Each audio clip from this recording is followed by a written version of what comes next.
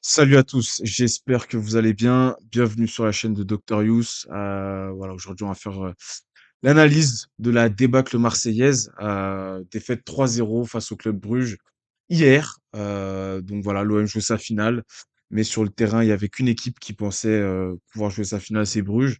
L'OM est complètement passé au travers de son match. Donc, sans plus attendre, hein, on va faire l'analyse des statistiques. Donc c'est bien, tu as eu le ballon, tu as eu la possession, les XG, bon, tu as un XG, tu mets 0 but. Alors que voilà, Bruges a 1,41 d'attendu, mais te met 3 buts. Les tirs cadrés, voilà, tu as plus de tirs cadrés. Mais si tu tires sur le gardien, forcément, on va comptabiliser ça comme des tirs cadrés. Mais voilà, tu as une équipe qui a plus d'occasions que toi, qui a moins concédé, qui a fait plus de fautes que toi. C'est-à-dire que même dans l'impact physique, t'as pas été au rendez-vous. Et à côté de ça, tu as eu des corners, mais qui n'ont rien donné. Qui n'ont rien donné. C'est honteux. C'est honteux. Vraiment, je sais même pas quoi vous dire, les amis. C'est honteux. C'est honteux. Voilà, on sort. On avait 5% de chance de se faire éliminer et on a réussi à être éliminé. C'est vraiment honteux. C'est une prestation catastrophique. C'est une faute professionnelle. C'est honteux. C'est honteux. C'est la honte à la Marseillaise, tout simplement. Là, aujourd'hui, on est la honte du football français. Se faire sortir comme ça. On demandait pas de gagner. On demandait pas de faire un match nul. Juste mettre un but. Juste mettre un but. T'as pas été foutu de mettre ce putain de but. Désolé des termes, hein, si je vais être virulent au fur et à mesure de cette vidéo, je m'en excuse. Mais t'as pas été foutu de mettre un but, ne serait-ce qu'un but. Et à côté de ça, t'encaisses 3 buts. C'est la neuvième fois depuis 1 an et demi que l'OM encaisse 3 buts dans un match. Je prends l'exemple d'Igor Tudor, où en un an, il y a eu seulement 2 matchs où il a pris 3 buts. Seulement deux. Seulement deux. Et toi, déjà, en 1 an et demi, tu fais ça 9 fois.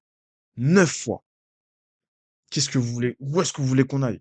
Vous voulez qu'on aille où comme ça, en fait? Oui, la défense est meilleure, etc. Mais non, c'est pas possible. C'est pas possible. C'est pas possible.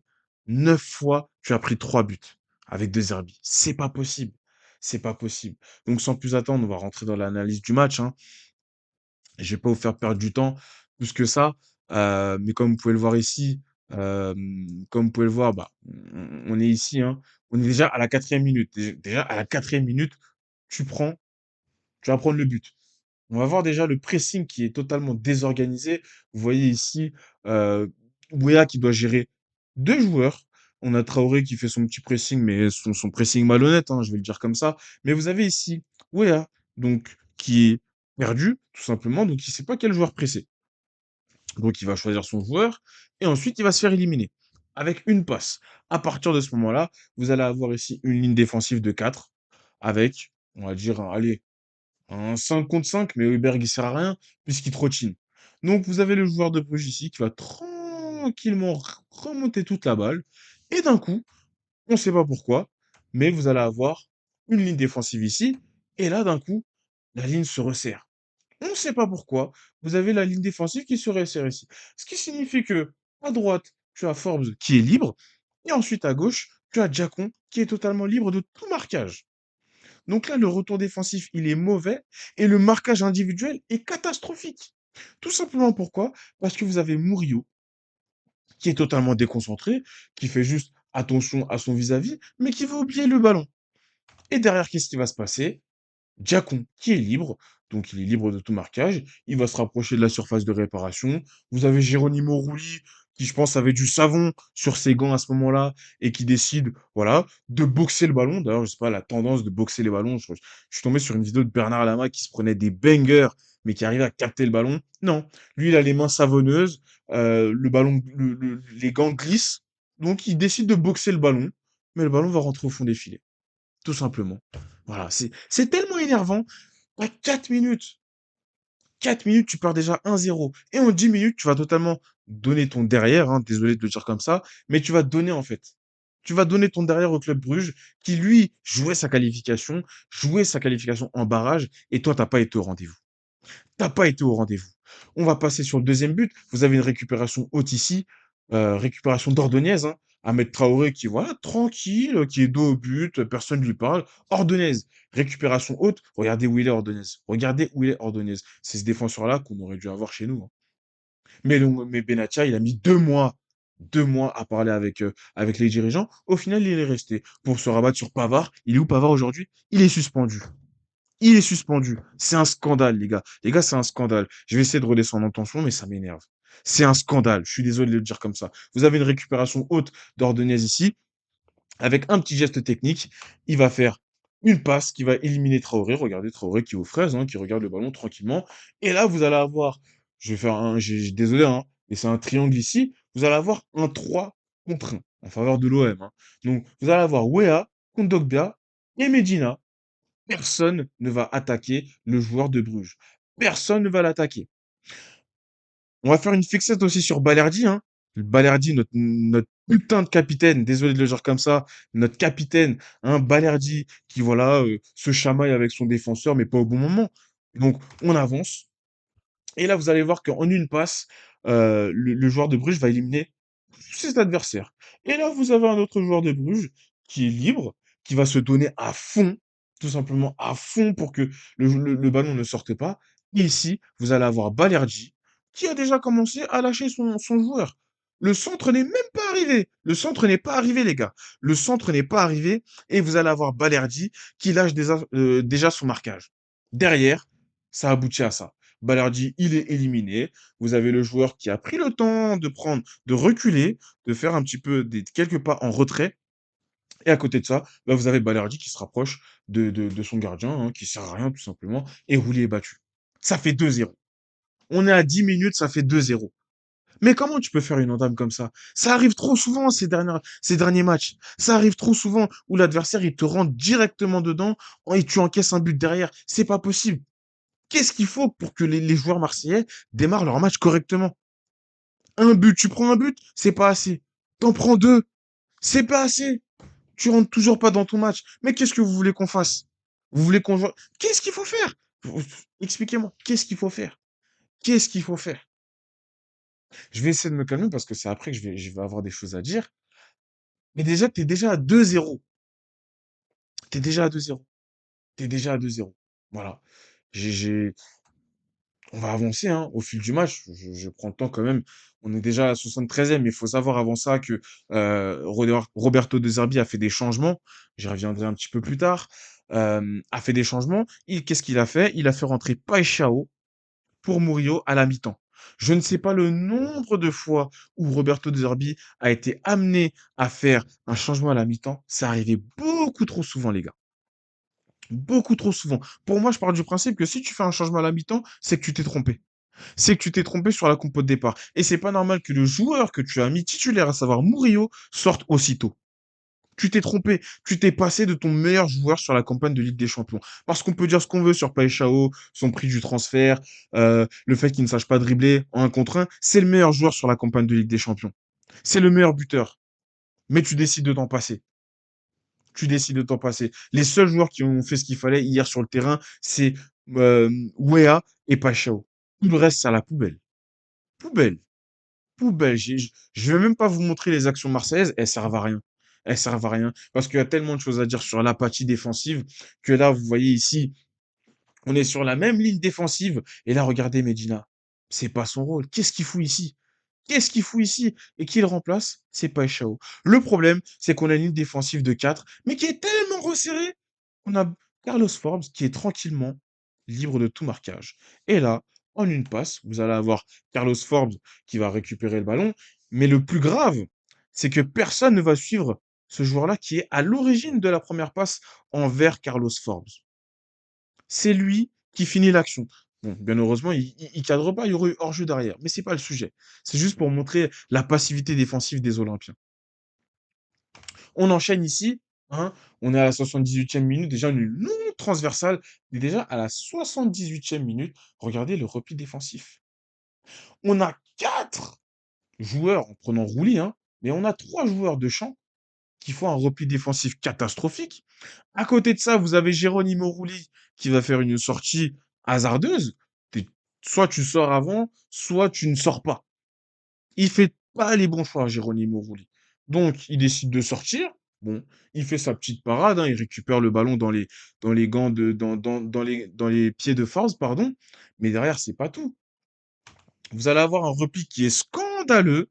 C'est-à-dire que Forbes a eu le temps de récupérer le ballon, de faire la passe à un de ses coéquipiers, et là, vous avez 6, 7 joueurs. 7 joueurs marseillais dans la surface de réparation, pas un qui est capable de récupérer le ballon et empêcher le tir.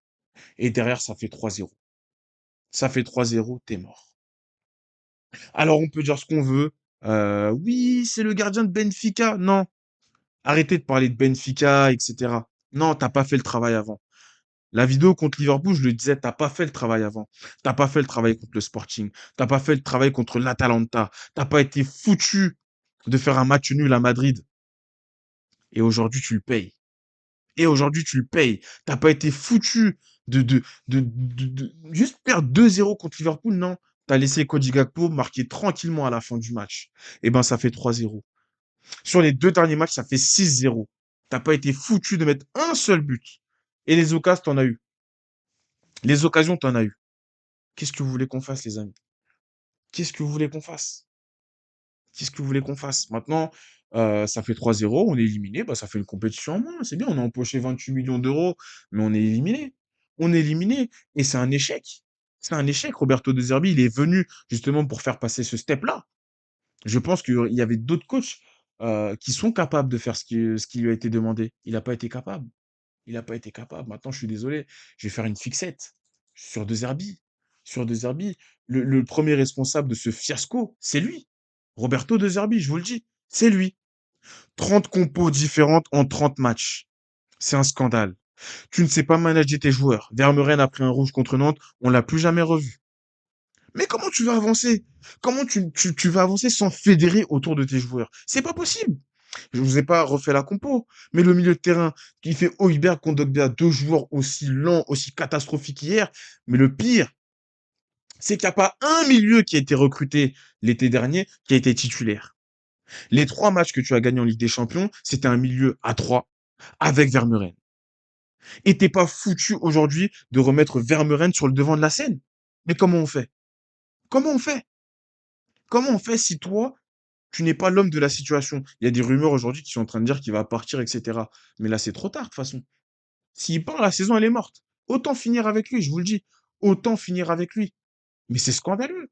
C'est un scandale. C'est un scandale. Au moment où j'ai vu Murillo jouer à gauche, pardon, Wea jouer à gauche, j'ai dit c'est mort. J'ai vu Wea Murillo titulaire, j'ai dit c'est mort. C'est mort. C'est mort. On va pas y arriver. On va pas y arriver. Mais De Zerbi, c'est le principal responsable de ce fiasco. Alors oui, derrière, il y a les joueurs, mais il est le principal responsable. Encore une fois, 30 compos en 30 matchs différents. Comment tu veux créer des automatismes? Comment tu veux créer une bonne entente avec des coéquipiers? C'est pas possible. C'est pas possible. Comment tu te permets de te passer de Paixão? Et on peut dire ce qu'on veut, même si Aubameyang il est mauvais, tu te permets de te passer d'Aubameyang. C'est un scandale. Les gars, c'est un scandale, je vous le dis. Je vous le dis. Donc là, j'ai parlé de Roberto De Zerbi, j'ai parlé des joueurs qui sont tout autant responsables, mais on va pas les oublier, les deux autres. Je vous le dis, on va pas les oublier, ces deux-là. Pablo Longoria, Mehdi Benatia, on va pas les oublier. Je vous le dis, on va pas les oublier. Parce que le mercato qui a été fait, le mercato estival qui a été fait par Longoria et Benatia, il est mauvais. Alors, il y a des réussites, c'est vrai. Mais encore une fois, comme je le dis, quand aucun milieu que tu as recruté cet été des titulaires dans un match de Ligue des Champions, c'est qu'il y a un très gros problème. Tu te permets de te passer d'Adrien Rabiot et tu ne le remplaces pas, enfin, tu le remplaces par O'Reilly. Je suis désolé, c'est un panic buy, un panic press que vous voulez. Mais si tu fais partir Rabiot pour des raisons de merde, on peut dire ce qu'on veut, tu dois le remplacer par un joueur équivalent, voire meilleur. Tu peux pas te permettre de faire un pari sur le joueur qui était le socle, la base de ton équipe, de ton effectif l'année dernière. Il s'en va, tu le remplaces pas. Tu le remplaces par de la merde, par du O'Reilly. Non, O'Reilly aujourd'hui, il est mauvais. Il va pas rester à l'OM. Il va pas rester à l'OM. Je vous le dis. Quand tu te permets de faire partir Quentin Merlin et que tu ne le remplaces pas, tu te dis tu vas le remplacer par Medina qui s'est blessé, mais tu fais venir Emerson sur la fin. Pas de doublure à Emerson, on peut dire ce qu'on veut. Medina, c'est un pur défenseur axial. C'est un pur défenseur axial. Donc, tu n'as pas de doublure à Emerson. Emerson, aujourd'hui, il est blessé. Bah ouais, ça se voit. Bah ouais, ça se voit, il est blessé. On voit les manques. Vous avez vu, tous les principaux buts sont partis du côté gauche. Quasiment tous. Quasiment tous. On s'est même fait balader sur le deuxième but. On part à gauche, on finit à droite. C'est scandaleux, les gars. C'est scandaleux. Et moi, ma cour, je le comprends, hein. S'il coupe les vivres, s'il coupe le robinet, je le comprendrais. Parce que autant de millions d'euros d'investis, t'as le deuxième meilleur budget de Ligue 1, tout ce budget, alors que Bodo Glimt, Karabakh, euh, j'en oublie encore, Galatasaray, ils sont qualifiés. Bodo Glimt qui gagne City et l'Atlético en 2 matchs. En 2 matchs. Et toi, t'as pas été foutu de mettre un but contre notamment la 33e défense de la saison régulière de Ligue des Champions. C'est un scandale, les gars. Les gars, c'est un scandale. Alors, comment on va se relever de ça? Ils n'ont pas le choix. Faudra finir deuxième, faudra aller chercher la Coupe de France. Ils n'ont pas le choix. Peu importe l'entraîneur qui est là, ils n'auront pas le choix. Tu veux sauver ta saison? Eh ben, tu vas aller chercher la Coupe de France. Tu vas devoir les battre. Tous tes adversaires, là, tu vas les battre un par un. Et tu vas récupérer ce putain de trophée. Et tu vas finir deuxième. Je m'en fous que Lens aujourd'hui soit à 5 points de nous. Tu vas finir deuxième. Tu vas finir deuxième. T'as pas le choix. Sinon, ta saison, elle est morte. Quid de Roberto De Zerbi? Lui, il va falloir qu'il se pose les bonnes questions. Tu dis qu'il va falloir assumer, etc. Bah, prends tes responsabilités. Ton capitaine, là, ton nulard de capitaine, là, mets-le sur le banc. Ton gardien, là, Rouli, mets-le sur le banc aussi. Greenwood, là, continue à le faire cogiter, mets-le sur le banc aussi. Parce que Noaderi, il a faim. Il a faim. Il a faim.